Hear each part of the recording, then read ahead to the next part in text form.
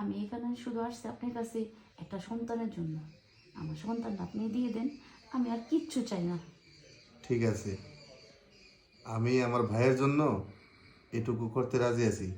আমি চাই যে ভাইয়ের সংসারের প্রদীপটা সারা জীবন জ্বলুক। আচ্ছা,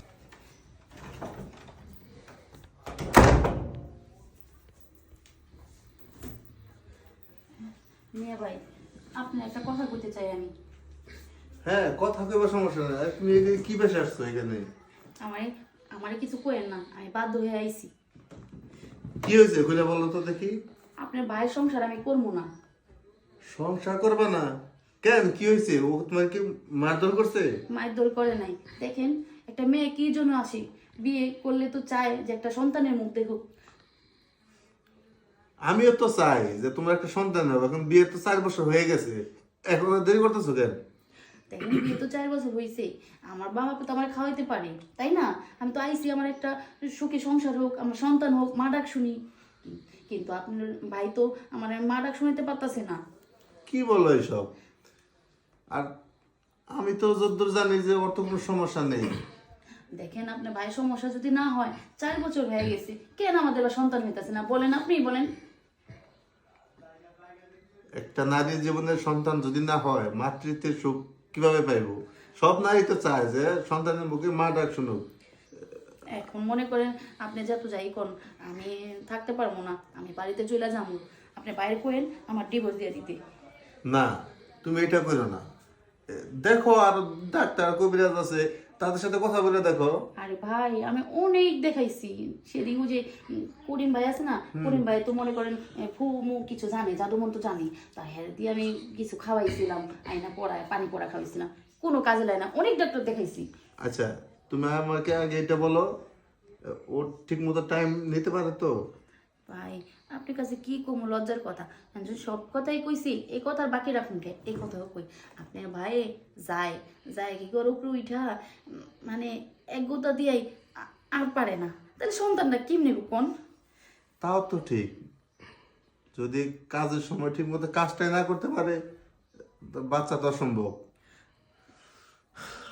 বংশের, শোনো, তুমি আমার বাড়িতে আসছো 4 বছর হয়েছে। এখন তুমি যদি এই সংসার থেকে চলে যাও, আমার ভাইয়েরও তো একটা বদনাম হইব। ও সারা জীবন কেমনে কাটাইবো? আপনি কি চান পাড়ার মানুষ আমাকে বাজা কোক? আমি চাই না ভাই আমাকে সবাই বাজা কইরা অপমান করুক। আমি নিতে পারবো না, আমি চইলা যামুগা। দেখো, এখানে একটা পথ খোলা আছে। কি পথ খোলা ভাই? এখন তোমার কাছে কেমন লাগবে আমি জানি না। যেমনই লাগুক ভাই, শুনেন আমার কথা, আমার বাচ্চা দিয়ে হলো কথা। আমার বাচ্চা হইলে আমি সব শর্ত রাজি আছি। এখন যেহেতু আমার ভাই পারতেছে না, আমার ভাইয়ের জন্য আমি হইলেও ভাইয়ের সংসারের প্রদীপ আমি জ্বালিয়ে দিব। তাইলে তোর কোনো কথাই নাই। তাইলে আপনার ভাই মনে করে থাকুক, তাইলে আমার একটা সন্তান দেন আপনি। তোমার যদি কোনো অসুবিধা না থাকে, শুধু একটিবারের জন্য তোমার কাছে যাইতে চাই। আমি চাই যে আমার ভাই বাবা ডাক শুনুক, আর তুমি মা ডাক শুনো। হ্যাঁ, আমার মা ডাক শোনা অনেক ইচ্ছা। আমার মানে আমার মা ডাক শোনা যদি আমি চাই, তাইলে আপনি আমাকে দেন। কিন্তু এটাই প্রথম, এটাই শেষ। আচ্ছা আচ্ছা, প্রথমবারই যদি হোক, বাচ্চা হইব তো। হইব, আচ্ছা। আমার এই দৃঢ় বিশ্বাস আছে। আসো, তার আগে বলো, পাবেজ কই গেছে?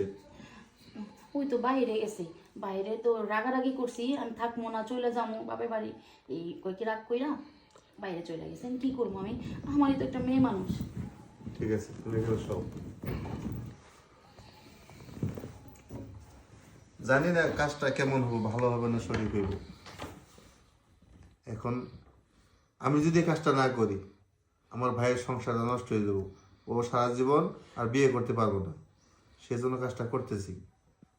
আচ্ছা ঠিক আছে, আপনি যাই করেন, আমার বাচ্চাটা কিন্তু হয়।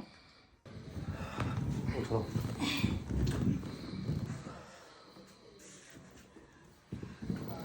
দেখেন, শোনো, এই কথা এই 4 দেওয়ালের বাইরে কখনো যেন না যায়।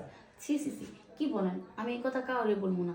আমার একটা বাচ্চা দরকার ছিল, আমার বাচ্চা নিয়ে হয়ে গেছে, আমি এই কথা কাউরে বলবো না। এখন তুমি যাইয়া আগে ওয়াশরুমে যাইবা না, আধা ঘন্টা ডান কাতে শুয়ে থাকবা, তারপর ঠিক আছে। ওয়াশরুমে যাইবা। আচ্ছা ঠিক আছে, আর সাবধান, এই কথা আমার ভাই যেন খোনাক করে যেন না জানে। জানবো না। আমি চাই তুমি এবং তোমার সংসার সুন্দর থাকুক। ঠিক আছে ভাইজান, আপনি আমার একটা অনেক বড় উপকার করছেন, তাহলে আমি যাই। যাও।